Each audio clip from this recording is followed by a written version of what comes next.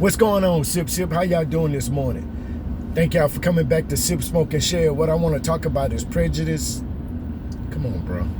Prejudice, discrimination, bias, and intolerance as it relates to race. So, as it relates to race, because we all are guilty of these things, or we are all guilty of thinking certain types of ways about people, but when you put this into action, that's when it becomes a problem.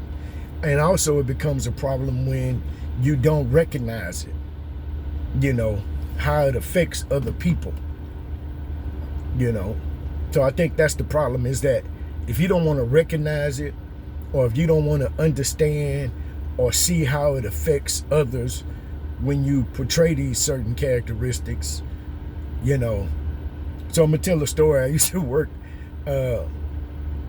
with a guy. Maybe this is about 15 years ago. So we were working, and I had just been working with the guy maybe about a year. So he was one of my senior directors, and so he was from Philly. So he had that Italian stallion, And so he was telling me a story about him going to Christmas and Thanksgiving, or I think it was Christmas or Thanksgiving, whatever. But he went to his parents' house in Philly. And his younger sister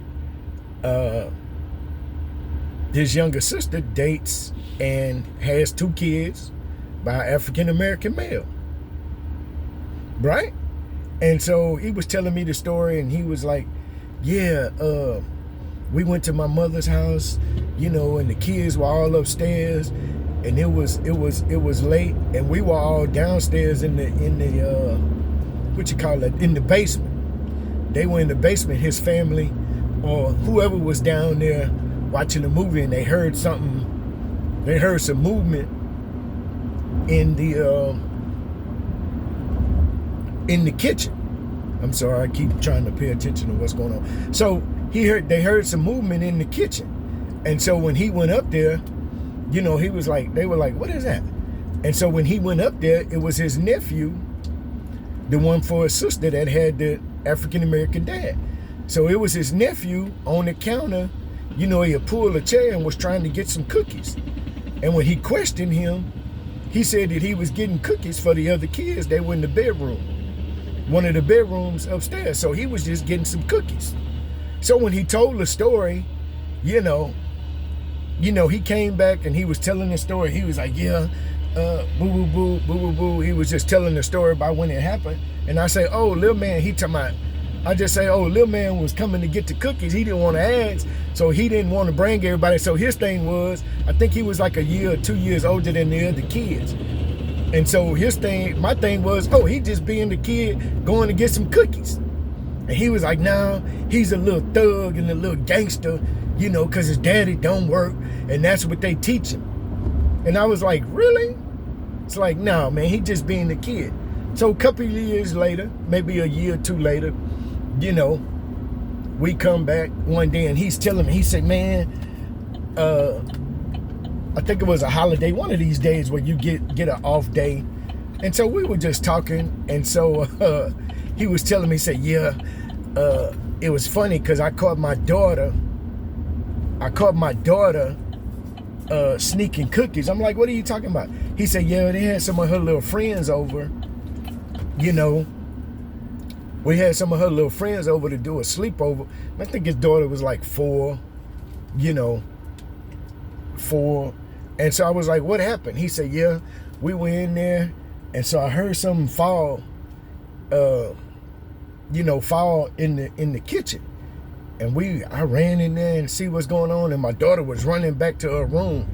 And when I asked her about it, her and her brother and the other little girls were in there, and I asked her about it, what was that in the kitchen, who was in there, and they didn't want to say nothing. And then I noticed that it was the cookie, the bag of cookies was on the bed. And when I questioned everybody, nobody said nothing, but it turned out it was my daughter had ran in there and got the cookies and then lied about it. And I say, oh, wow, man, that's amazing. I was just like, oh, okay, yeah. I say, she went in there and got the cookies in my mind and lied about it. He was like, yeah, you know, kids are going to be kids. She was afraid and she started crying because she thought I was going to whoop her. And in my head, I'm like, no, she's a little thug and she's a liar too. And now she's using her privilege, you know, and now she's crying to get out of it.